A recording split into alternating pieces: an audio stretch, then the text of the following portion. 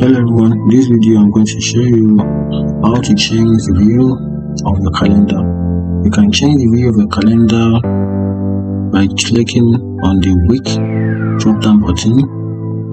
Once you click on it, then you have an option to set your calendar in a way that suits you.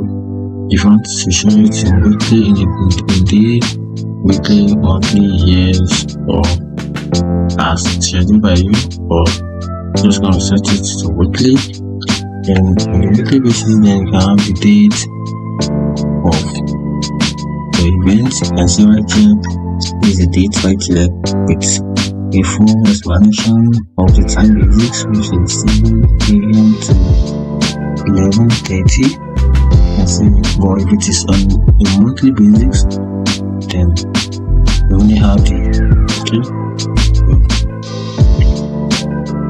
this monthly. You can see only have the dates and the title on the particular day of the event, which is a clear difference between the two. And also, if you want to navigate to other months of the year on your calendar, just click on these two arrows.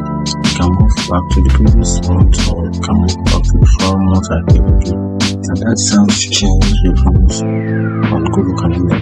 That is your phone, like a phone. Thank you.